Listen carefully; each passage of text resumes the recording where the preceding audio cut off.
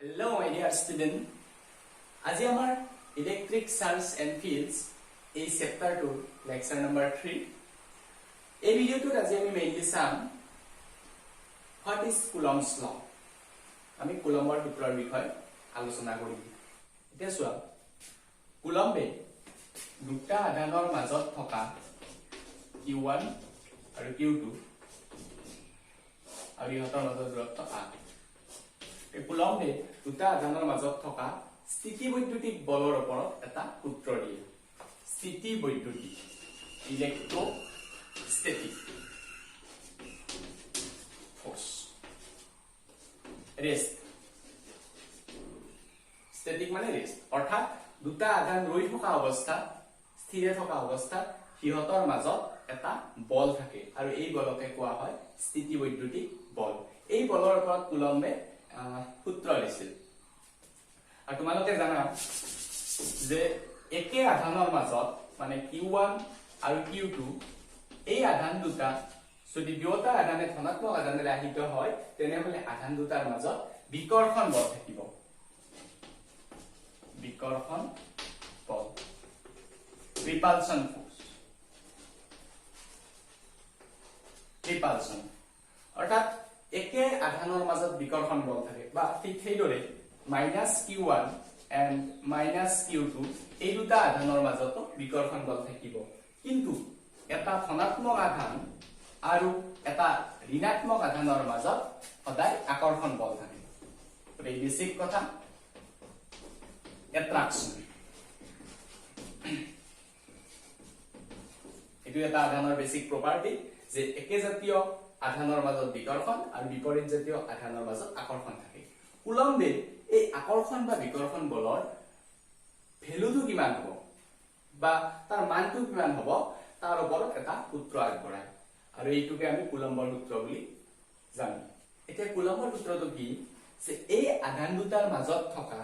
আকৰ্ষণ বা বিকৰ্ষণ জনিত বল আধান দুটাৰ পূৰণফলৰ সমানুপাতিক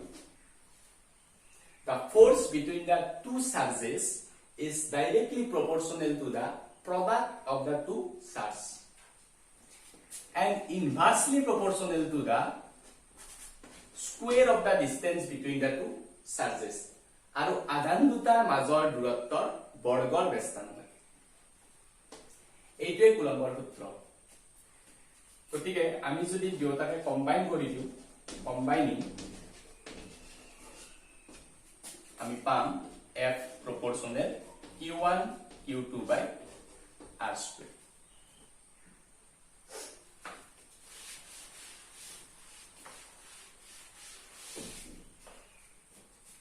আমি পালো F proportional q1 q2 by r square যদি proportional চিহ্ন উঠাই দিয়া হয় F equal a q1 q2 by r square যত a সমানুপাতিক ধ্ৰুব proportionality constant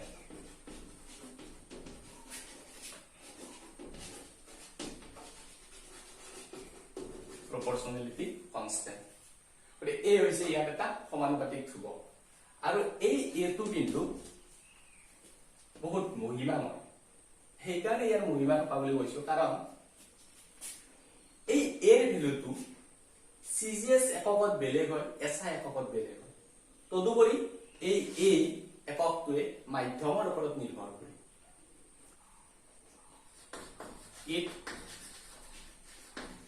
depends on medium and the system of unit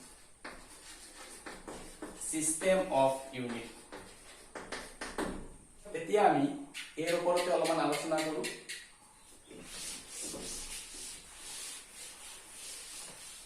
যে প্ৰথমতে সিজিএস সিস্টেমত চাই লও in CGS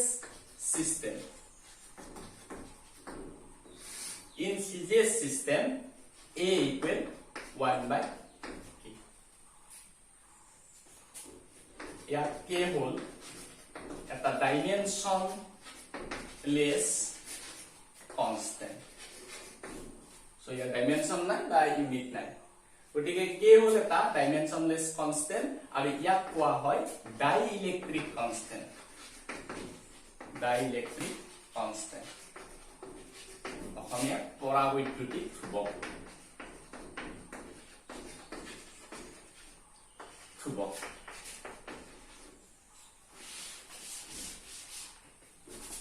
in free space মুক্ত স্থানত বা শূন্য স্থানত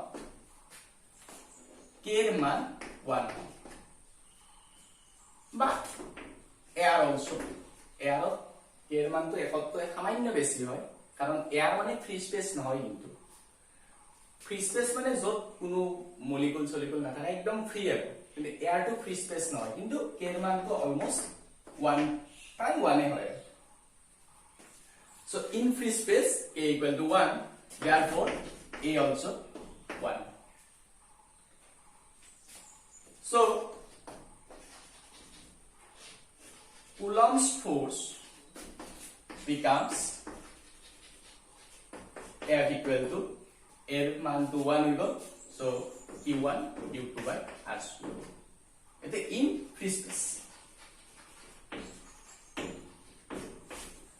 গতিকে মুক্ত স্থানৰ বাবে কুলম্বৰ সূত্ৰটো CCS এককত হ'ব F equal q1 q2 by r square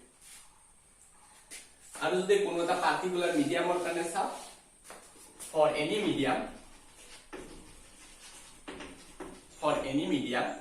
F equal এৰ মান তো বহাই দিও 1 by k এই মিডিয়ামটোৰ ডাইইলেক্ট্ৰিক কনস্ট্যান্ট পৰাবৈদ্যুতিক ধ্ৰুৱক আৰু এটো হ'ব q1 q2 by r square গতিকে এইটোৱে হ'ল CCS এককত কুলম্বৰ সূত্ৰ এতিয়া আমি SI এককত চাও in SI unit SI এককত কি হয় A equal 1 by 4 pi epsilon so সম্পূৰ্ণ বেলেগ হৈ যায় সিস্টেমটো চেঞ্জ কৰি দিলে বেলেগ হৈ যায় তদুপৰি মিডিয়ামৰ ওপৰত ডিপেন্ড কৰা আছে সিস্টেমৰ ওপৰত ডিপেন্ড কৰে সেইকাৰণে কৈছো এই এটা মহিমাময় সমানুপাতিক ধ্ৰুৱক ইয়াত epsilon m hall permittivity of the medium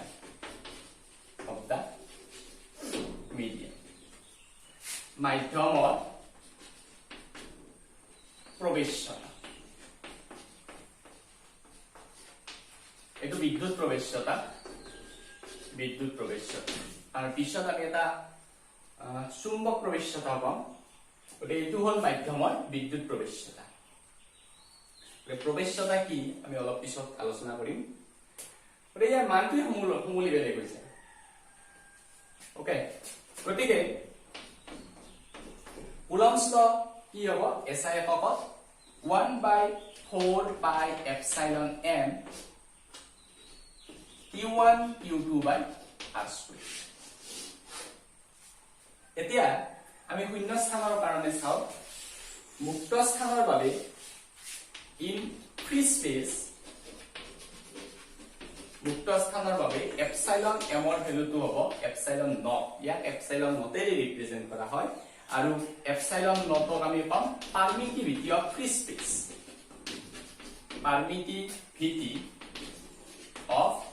space মুক্ত স্থানৰ প্ৰৱেশ্যতা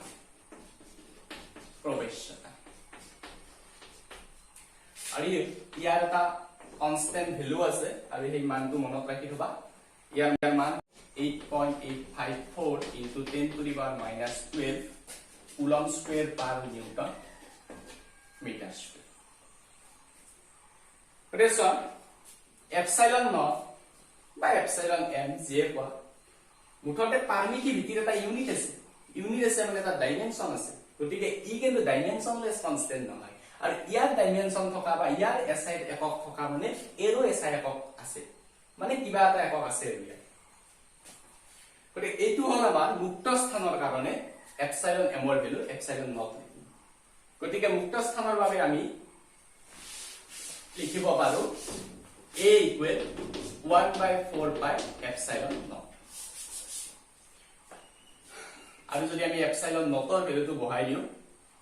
এই ভ্যালুটো হৈ যাব সবখিনি মান যদি বহাই দিও আমি 4 পাই পাই মান 3.14 আৰু এপসাইলন নটৰ মান বহাই দিলে এই ভ্যালুটো পাই যাম আমি 9 * 10 to the power 9 আৰু ইউনিটটো আহি যাব নিউটন মিটাৰ স্কয়াৰ বা কুলম স্কয়াৰ এই ভ্যালুটো তোমালোকে ৰেডিমেডলি মনত ৰাখি থবা আমাক নিউমাৰিকেলত ডাইৰেক্টলি প্ৰয়োজন হয় গতিকে মই মেইনলি কৈ আছো বা মোৰ মেইন কথাটো হ'ল যে এৰ মানটো এককৰ ওপৰত নিৰ্ভৰ কৰে কিন্তু আগৰ সিজিএস সিস্টেমত কিন্তু তাৰ কোনো এককে নাছিল therefore f equal to আমি লিখব পাৰো 1/4 pi epsilon naught q1 q2 by r square গতিকে এটো শূন্য স্থানৰ বাবে বা বায়ু মাধ্যমতো প্ৰায় একে হয় বায়ু মাধ্যম বা শূন্য স্থানৰ বাবে f ৰ মানটো হয় 1/4 pi epsilon naught q1 q2 by r square আৰু মেইনলি আমি এটো সূত্ৰই বেছিকৈ ব্যৱহাৰ কৰিম বা এটো সূত্ৰই আমি মেইনলি লিখি দিম বাকি আমাৰ সিজিএস সিস্টেমত বা জেনাৰেলি যেটো মিডিয়াম অলপ আগৰ সূত্ৰ যেটো লিখিছিলো 1/4 pi epsilon m q1 q2 by r square এটো ইমান ব্যৱহাৰ কৰা নহয় এটো মেইনলি ইউজ কৰি থকা হয় মানে এটো হ'ল এসআই এককত কুলম্বৰ সূত্ৰ মুক্ত স্থানৰ বাবে এতিয়া আমি পাৰমিটিভিটিৰ ওপৰত অলপ চাই লওঁ সো পাৰমিটিভিটি কি it determines the electric force between two charges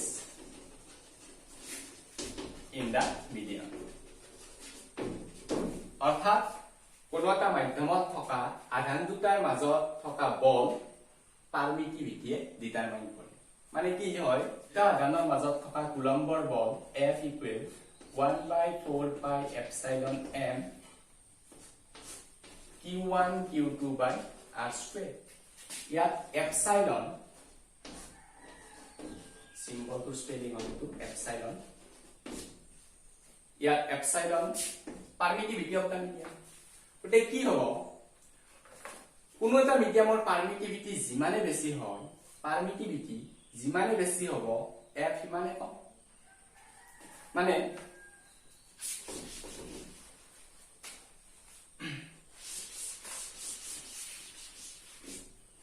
f equal 1/4 pi epsilon m q1 q2 by r square epsilon m or মান যিমানে বেছি হ'ব f or মান সিমানে কম আৰু এই permittivity is minimum in free space so f is maximum এই permittivity তো মুক্ত স্থানৰ বাবে আটাইতকৈ কম আৰু মুক্ত স্থানৰ পাৰমিটিভিটিক আমি এপসাইলন নটেৰে ৰিপ্ৰেজেন্ট কৰো এই পাৰমিটিভিটি তো মুক্ত স্থানৰ আটাইতকৈ কম আৰু মুক্ত স্থানত যেটো আটাইতকৈ কম গতিকে f ৰ মানটো মুক্ত স্থানত আটাইতকৈ বেছি হ'ব অৰ্থাৎ কথাটো এনেকুৱা যে দুটা আধান q1 আৰু q2 দুটা আধান মুক্ত স্থানত বা বায়ু মাধ্যমত আমি r দূৰত্বত ৰাখিলে আধান দুটাৰ মাজত যি বৈদ্যুতিক বল থাকিব সেই একে দুটা আধান একে দূৰত্বত যদি আমি এটা বেলেগ মাধ্যমত ৰাখো যদি ল পানীত ৰাখো কেৰাচিনত ৰাখো বা বেলেগ কিবা এটা যদি মিডিয়ামত ৰাখো তেনেহলে আধান দুটাৰ মাজত থকা বলটো কমি যাব সেই বলটো আটাইতকৈ বেছি হয় একমাত্ৰ বায়ু মাধ্যম বা ফ্ৰী স্পেচত মানে এইটো হ'ল পাৰমিটিভিটি গতিকে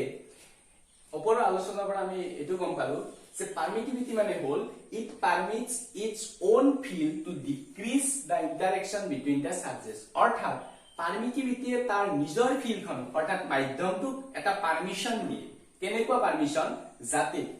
আধান দুটাৰ মাজত থকা আকৰ্ষণ বা বিকৰ্ষণ জনিত বল ইন্টাৰেকশন আকৰ্ষণ বা বিকৰ্ষণ জনিত বলটো ডিক্ৰিজ হয় হ্ৰাস হয় গতিকে এইটোৱে হ'ল পাৰমিটিভিটি এবাৰ চোৱা ৰিলেটিভ পাৰমিটিভিটি আপেক্ষিক প্ৰবেশ্যতা এপসাইলন r এৰ ৰিপ্ৰেজেন্ট কৰে আপেক্ষিক প্ৰবেশ্যতা হল एक्चुअली দুটা প্ৰবেশ্যতাৰ এটা ratio it is the ratio between two permittivity of the medium and permittivity of free space আৰু চোৱা এপসাইলন নটৰ ভ্যালু যেহেতু সদায় less than epsilon m, therefore epsilon r is always greater than 1. In free space or vacuum, epsilon r equal to 1, but in air also epsilon r value 1 ho, karon free space or garane epsilon m mane ki free space, otike medium te free space, ote etu jodi epsilon not goy dom ei duta cancel gole epsilon r equal to 1 ho, ote free space or garane etu 1 hoy aru beleg kiba medium or garane etu hodai greater than 1 hoy. For example, in water or khetrot epsilon r or value to 80 hoy, otike etu moi eta usor udahoron di asu. এয়া হৈছে relative permittivity. এবার আমি আৰু এটা constant dielectric constant প্ৰবাবিলিটি ধ্ৰুবকৰ ওপৰত অলপ আলোচনা কৰো। এই ডাইইলেক্ট্রিক কনস্ট্যান্টটো আমি ক'ত পাইছিলো, যেতিয়া আমি a এর ভ্যালু সিজিএস ইউনিটত চাইছিলো, তাত আমি a = 1/k পাইছিলো। এই k টো আছিল ডাইইলেক্ট্রিক কনস্ট্যান্ট, গতে এই k টোৰ ওপৰত অলপ চাই লও। k = force between two surfaces in vacuum, simple short likhi disu, and force in medium.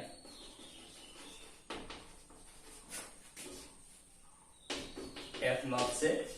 F medium.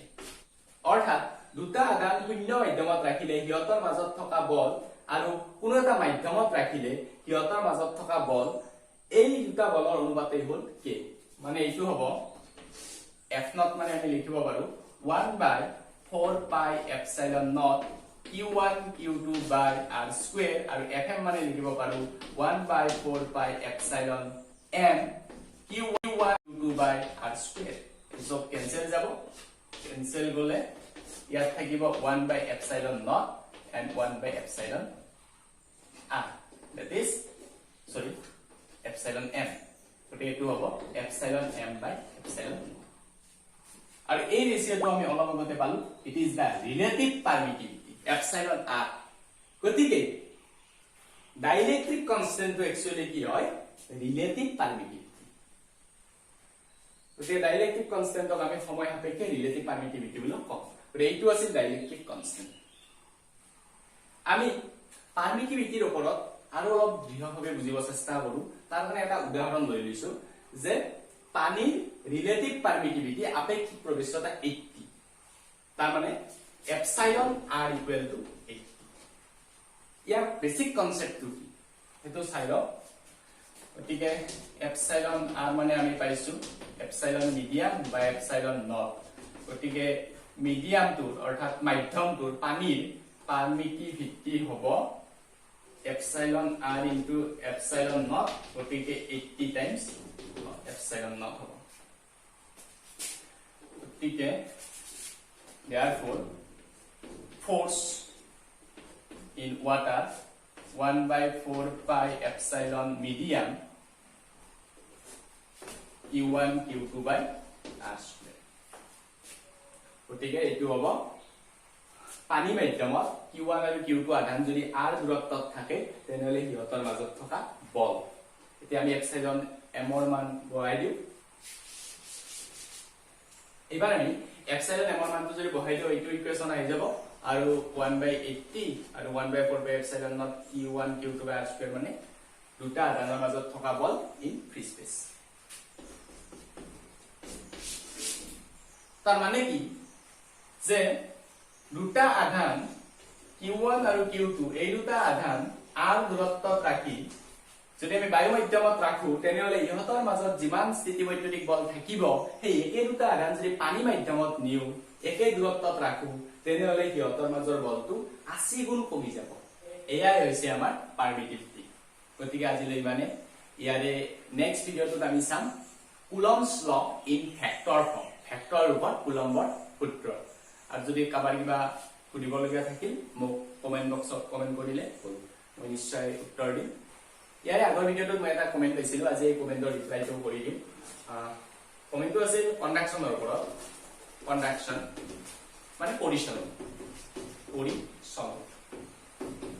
এতিয়া কন্ডাকশনটো কি আছিল যে আমাৰ যদি এটা আনচাৰ্জ বডি থাকে, আনচাৰ্জ বডি, আৰু এটা যদি চাৰ্জ বডি থাকে চাৰ্জ বডি এটা আনচাৰ্জ বডি এটা চাৰ্জ বডি ধৰাটো ধনাত্মক আধানেৰে আহিত হৈ আছে আমি যদি দুটা বডি কানেকশন কৰি দিও আনচাৰ্জ বডিটোৰ পৰা কিছুমান মুক্ত ইলেক্ট্ৰন চাৰ্জ বডিটোলৈ গুচি যাব এনেকে যদি কানেকশন কৰি দিও ইয়াৰে পৰা কিছুমান ইলেক্ট্ৰন তালৈ গুচি যাব আৰু ই ধনাত্মক আধানে আহিত হ'ব এইটো আছিল আমাৰ কনডাকশন প্ৰসেস এটা কোৱেশ্চনটো আছিল যে এই আনচাৰ্জ বডিটোৰ পৰা ইলেক্ট্ৰন গলে এই বডিটোলৈ যাই থাকিব আৰু এই বডিটোলৈ যদি ইলেক্ট্ৰন যাই থাকে ইয়াৰ ধনাত্মক আধানৰ সংখ্যা কমি যাই থাকিব মানে ইলেক্ট্ৰন যাই আছে আৰু ধনাত্মক আধানবিলাকক নিউট্ৰেল কৰি যাই থাকিব এই কোৱেশ্চনটো আছে এনেকুৱা যে আধানবিলাক যদি ইয়ালৈ গুচি যায় এই বডিটো আনচাৰ্জ হৈ যাব পাৰে নেকি এই বডিটোৰ পৰা যেটো আমাৰ আনচাৰ্জ বডি আছিল এই বডিটোৰ পৰা ইলেক্ট্ৰন যাই চাৰ্জ বডিটোক আনচাৰ্জ কৰি পেলাব পাৰে নেকি ইয়াৰ এনসাৰ হ'ব নোৱাৰে কাৰণ মই যোৱাকালিয়ে কৈছিলো যে ইয়াতে এটা পটেনশিয়াল বুলি ফেক্টৰ এটা আছে এই পটেনশিয়াল ফেক্টৰটো কি হয় মই সামান্য বুজাই দিছো সোৱা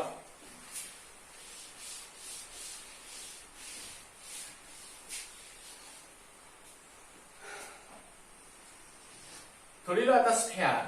এই স্ফিয়াৰৰ পটেনশিয়ালৰ এক্সপ্ৰেছনটো হ'ল V ইকুৱেল ইয়া ভিৰে বুজায় পটেনশিয়ালৰ অসমীয়াটো হৈছে বিভৱ আৰু V equal to 1/4 pi epsilon naught Q by R R মানে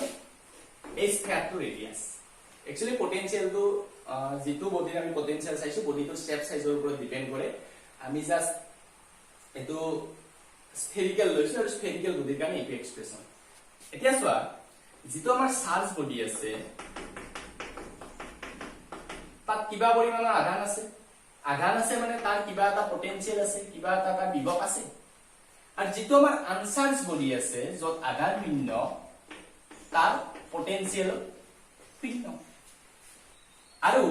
ইলেক্ট্ৰনে সদায় লো পটেনশিয়াল টু হাই পটেনশিয়াল মুভ কৰে ইলেক্ট্ৰনে সদায় নিম্ন বিভৱৰ পৰা উচ্চ বিভৱলৈ গতি কৰে আৰু তেতিয়ালৈ গতি কৰিব যেতিয়ালৈ দুয়োটা বডিৰে বিভৱ সমান হৈ নাযায় গতিকে আমি যেতিয়া ইয়াক সংযোগ কৰি দিম দুয়োটা বডিক যেতিয়া সংযোগ কৰি দিম ইলেক্ট্ৰনৰ ফ্লো হ'ব যাৰ বিনিময়ত ই ধনাত্মক আধানেৰে আহিত হ'ব গতিকে ই ধনাত্মক আধানেৰে আহিত হোৱা ষ্টাৰ্ট হ'ব আৰু ইয়াৰ বিভৱ লাহে লাহে বৃদ্ধি হ'ব আৰু ইয়াত ইলেক্ট্ৰন আহি থকা মানে কিছুমান আধানক নিউট্ৰেলাইজ কৰি যাব গতিকে ইয়াৰ আধানৰ পৰিমাণটো কমি যাই থাকিব আৰু ইয়াৰ পটেনশিয়ালটো লাহে লাহে কমি যাব আৰু এটা সময় দুয়োটা পটেনশিয়াল সমান হৈ যাব আৰু সেই সময়লৈ দুয়োটা বডিৰ মাজত আধানৰ ফ্লো গতিকে এইটো আছিল কনসেপ্ট নেক্সট কোৱেশ্চনটো ইন্ডাকচনৰ ওপৰত আছিল মই ইন্ডাকচনত কৈছিলো যে আমি যদি এটা আহিত বডি ধৰা ঋণাত্মক আধানেৰে আহিত বডি এটা যদি অনাহিত বডিলৈ আনো অনাহিত বডিৰ ওচৰলৈ আনো আনচাৰ্জ বডি এটো গতিকে আনিলে এটো আমাৰ ইন্ডাকচন প্ৰডিউস হয় স্থিতি বৈদ্যুতিক আবেগ হয় অৰ্থাৎ ওচৰত থকা প্ৰান্তটো ধনাত্মক দূৰত থকা প্ৰান্তটো ঋণাত্মক আধানেৰে আহিত হয় আৰু মই কৈছিলো যদি আমি এটো আৰ্থিং কৰি দিও তেনেহলে ইয়াত থকা যিবিলাক ইলেক্ট্ৰনবিলাক আৰ্থলৈ গুচি আহে এটা প্ৰশ্নটো আছে কি যে আৰ্থলৈ ইলেক্ট্ৰন কিয় গুচিল আৰ্থতো ইলেক্ট্ৰন আছে আৰ্থতো ইলেক্ট্ৰনৰ অভাৱ নাই ইয়েস আৰ্থৰ কোনো ইলেক্ট্ৰনৰ অভাৱ নাই কিন্তু আমাৰ আৰ্থখন হল এনেকুৱা য'ত ধাৰণ ক্ষমতা অতি ইয়াৰ অৰ্থ এয়াই যে আৰ্থক ইলেক্ট্ৰনৰ প্ৰয়োজনো নাই কিন্তু তাক দিলেও কি বেয়া নহয় সি দিলেও নোলোৱাকৈ নাথাকে মানে আৰ্থ হল আমাৰ এনেকুৱা আমাৰ পৃথিৱীখনৰ এইটো বিশেষ প্ৰপাৰ্টি কিন্তু এই বডিটোৰ এই প্ৰান্তটোত ঋণাত্মক আধানেৰে আহিত হৈ আছে কিন্তু ইলেক্ট্ৰন কমাব বিচাৰে কাৰণ এইটো কথা নাজানে নাজানে এইবিলাক যে সি একচুয়ালি নিউট্ৰেল হৈ আছে সি এইটো কথা নাজানে সি জানে যে ঋণাত্মক আধানেৰে আহিত হৈ আছে এক্সেস ইলেক্ট্ৰন আছে আৰু অতিৰিক্ত ইলেক্ট্ৰন বস্তু এটা থকাটো নিবিচাৰে গতিকে এই ইলেক্ট্ৰন বিলাকৰ মাজত বিকৰ্ষণ হ'ব গৈ পেলে যিবিলাক মুক্ত ইলেক্ট্ৰন আছে মুক্ত ইলেক্ট্ৰন বিলাক পৃথিৱীলৈ গুচি আহিব আৰু পৃথিৱী হল অসীম ধাৰণ ক্ষমতাৰ গতিকে সি অহা ইলেক্ট্ৰন বিলাকক একচেপ্ট কৰিব গতিকে এইটো আছিল ইন্ডাকচনৰ ওপৰত থকা কোৱেশ্চনটো আৰু যদি কাবাৰ এনেদৰে কিবা কোৱেশ্চন থাকে মোক কমেন্ট কৰিলে হ'ল মই কমেন্টৰ ৰিপ্লাই কৰিম নিশ্চয়